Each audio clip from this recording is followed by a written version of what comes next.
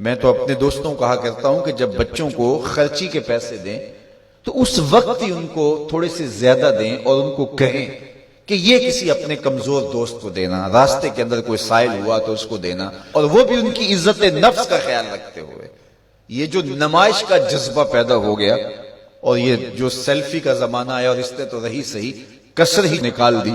وہ کسی زمانے میں کہتے تھے نیکی کر دریا میں ڈال، اور پھر وہ زمانہ آیا کہ نیکی کر اخبار میں ڈال، اور اب نیکی کر فیس بک پہ ڈال۔ اب تو وہ تقوی، وہ جو للہیت، وہ تو ختم ہوتی چلی جا رہی ہے۔ آج کل وہ اجتماعی شادیوں کا ایک رواج پیدا ہوا۔ ایک دفعہ مجبور ہو کے مجھے کہیں جانا بھی پڑا، تو وہ میرا پہلا اور آخری موقع تھا۔ تو میں نے وہاں کہا کہ آپ نے مجھے جس مقصد کے لیے بلایا ہے، میں اچھائی کے کاموں کی تحسین کرتا ہوں، لیکن یہ منظر آپ کا مجھے اچھا اس لیے نہیں لگا کہ زندگی میں 3 مرحلے ہر شخص پہ آتے ہیں جب وہ مہمان خصوصی ہوتا ہے۔ جب وہ پیدا ہوتا ہے، کالا کلوٹا بھی کیوں نہ ہو، سارے اسے دیکھنے آتے ہیں۔ جب وہ عروسی کا جوڑا پہنتا ہے، چاہے مرد ہے چاہے عورت، تو اس وقت بھی سارے لوگوں کی نگاہ کا مرکز ہوتا ہے۔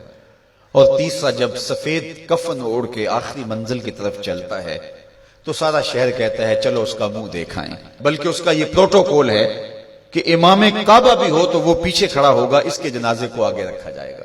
یہ اس کا اعزاز ہے، یہ اس کی تکریم ہے۔ وقت کا غوث بھی ہو تو وہ بھی پیچھے کھڑا ہوگا، اس کا جنازہ آگے رکھا جائے گا۔ یہ اس کا اعزاز ہے۔ تو میں نے کہا یہ 3 موقع ہوتے ہیں کسی کمزور سے کمزور، غریب سے غریب، عاجز سے عاجز شخص کے لیے بھی عزت کے، اور آج آپ نے ان سے یہ موقع بھی چھین لیا کہ اسٹیج کے اوپر مخیر حضرات بیٹھے ہیں اور ایک قطار میں بیٹیاں بیٹھی اور ایک قطار میں جو ہے وہ دلہے بیٹھے ہیں، اور ان سب کے رشتہ دار سامنے باراتی 20-20 40-40 لوگ آئے ہوئے ہیں۔ تو ان سب کی غربت کا ہم عملاً مذاق اڑا رہے ہیں۔ آج یہاں میں کسی کے چہرے کے اوپر خوشی نہیں دیکھ رہا۔ اگر مسکراہٹ ہے تو وہ مصنوعی مسکراہٹ ہے۔ کاش کہ ان کے ماں باپ کے گھروں میں جا کر کے تنہائی کے اندر ان کی مدد کرتے اور یہ بیٹیاں اپنے گھر سے نکلتی اور ماجرا ہوتا۔ اب ان کی غربت کا گواہ آپ نے کتنے لوگوں کو بنایا، اور صرف اپنے اشتہار کے لیے۔ تو یہ مزاج پیدا کریں، عزت نفس نہ کسی کی مجروح ہونے دے۔ سب سے قیمتی شے انسان کی عزت ہوتی ہے۔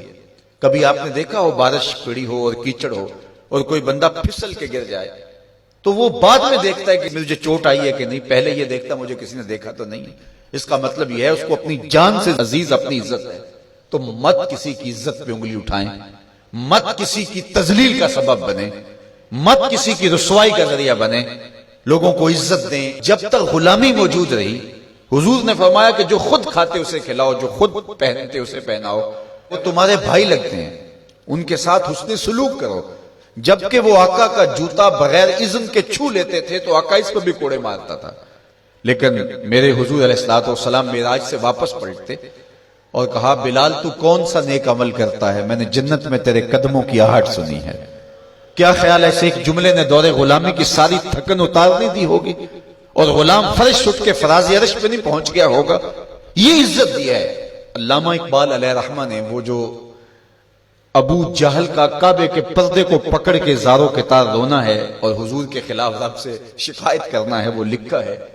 تو اس میں جو شکایتیں لگاتا ہے ابو جہل کعبے کے غلاف کو پکڑ کے، تو اس میں ایک شکایت یہ لگاتا ہے کہ از محمد سینہ ما زار زار، ہمارا سینہ بڑا دکھی ہو گیا ہے، اس شخص نے تو ہمارے نظم کو خراب کر دیا ہے۔ با غلام خیش بر یکخان نشست، یہ جو دین لے کر آیا ہے اس دین کے اندر یہ سبق ہے کہ غلام اور آقا ایک دسترخوان پہ بیٹھیں گے، اور اگر غلام اور آقا ایک دسترخوان پہ بیٹھ جاتے ہیں تو پھر کہاں گیا ہمارا قریش کا سردار ہونا؟ تو یہ تو ہمارا سب سسٹم تلپٹ ہو جائے گا۔ لیکن میرے حضور یہ دین لے کر آئے تھے، انسان کی بنیادی عزت کو بحال کرنا تھا، اور حجۃ الوداع کے موقع پر حضور نے پاؤں تلے جس طرح کسی چیز کو روندا جاتا ہے اس طرح کچلتے ہوئے فرمایا آج کے بعد میں تفاخر ختم کرتا ہوں، کسی عربی کو اجمی پر، کسی اجمی کو عربی پر کوئی فخر نہیں ہوگا، کوئی فضیلت نہیں ہوگی، نہ کالے کو گورے پر اور نہ گورے کو کالے پر۔ فضیلت کا معیار کیا ہے؟ ان اکرمکم عند اللہ اتقاکم، جو متقی ہوگا اللہ کے نزدیک وہی عزت والا ہوگا۔